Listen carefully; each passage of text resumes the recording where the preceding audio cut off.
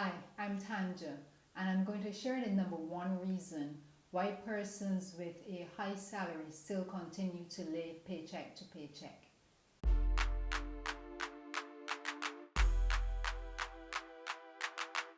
And the main reason is because they're not living an authentic financial life.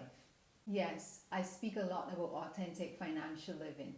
I actually wrote a whole book, Living Loud on a Budget, Authentic Financial Living. And the reason why I would dedicate a book where the theme of the book is about authentic financial living is that it is actually the key to being able to create wealth for yourself.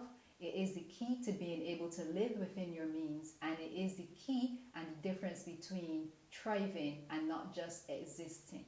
Here are a few reasons why persons with high income aren't living an authentic financial life. Number one, status. Whether it's the car they can't afford, whether it's the house, whether it's private school, whether it's the annual vacations, there are individuals who partake in activities and create expenses for themselves based on the status that it gives them, based on the fact that it looks to the outside world as though they're doing great, based on the fact that because of their profession, they feel that they need to drive a particular car, that they need to live in a particular neighborhood, or that there are certain things or certain organizations that they need to belong to just because it gives them more status or it looks as though they're more affluent than they are.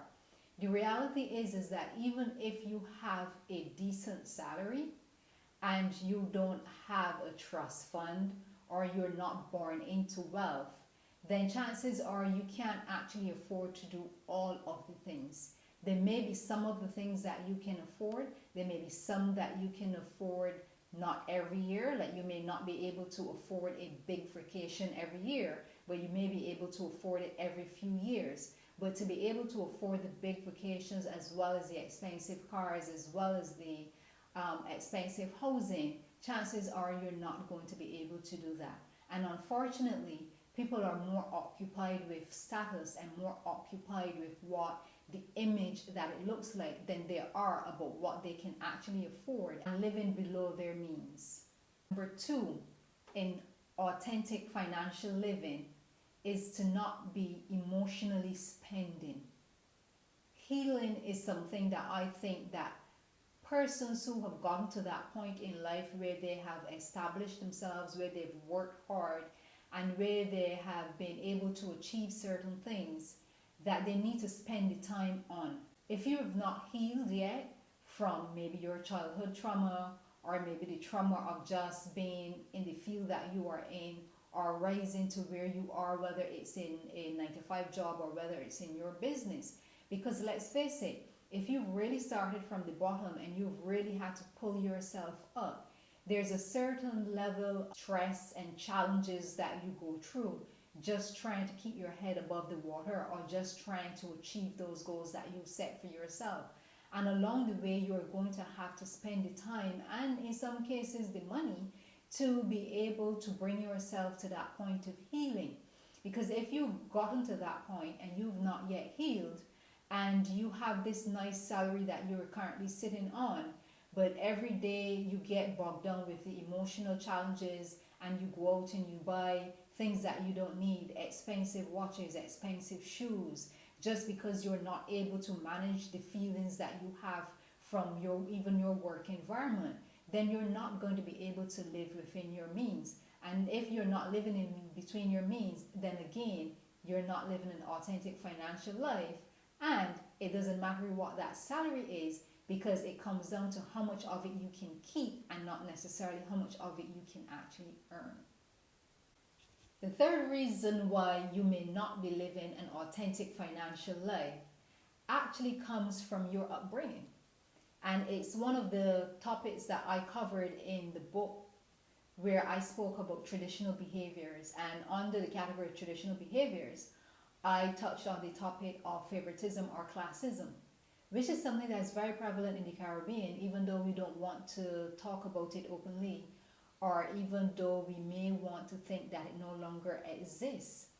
There are many families where there are individuals who are expected to do on behalf of others, and it could be because of the order in which you were born in. You know, there's always that last child who don't have to do as much as the others. There's always the first one who expectations are greater for them.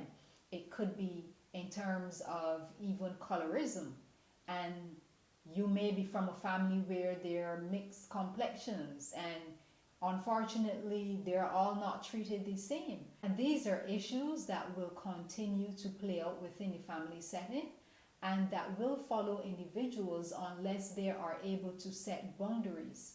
Sometimes there may be a case where persons will want to say, oh, you've reached this certain point and now you don't want to help the family, and try to make it seem as though that you're being selfish. Or there may be a conversation about building wealth for the family and not being selfish, and something that all persons don't always understand. Building wealth doesn't mean that you take money and give to persons to spend recklessly. If you're giving money to family members or friends and they're not using that to propel themselves either through personal development or to use those funds to invest to be able to reap further down the road, then you're wasting money. You're actually not creating any wealth. And when you get to that point, you're going to have to start to set boundaries and set firm boundaries. It's not a case where you will say, I'm not going to help anyone or I can't help anyone. But you need to be able to decide either on a yearly basis in your budget or a monthly basis, this is how much I can actually help, or this is how much I can actually give, and still be able to hit my financial targets where I am looking to invest for myself for the future, for my own family, or for even the community at large. And this is what I can do. If you're afraid to set those boundaries because you feel like you're going to have some criticism, then it means that you are not living an authentic financial life. It also means that it doesn't matter how big your salary is, you will still continue to live paycheck to paycheck. Authentic financial living is not easy. And I know that I've just listed 3 things that are extremely hard for Caribbean persons. But these are the type of conversations that we need to be having when we speak about money and growing wealth, and just not conversation about how much money we can earn and thinking that personal finance or financial literacy only comes down to being able to secure a mortgage or knowing which debt is good debt and bad debt, because you can have all the financial knowledge that is out there, but unless you are able to implement it in your life, as in living an authentic financial life, then none of it actually matters. You must be able to tackle those hard topics, those non-financial factors, and be able to make the decisions that you need to make in order to secure your financial future.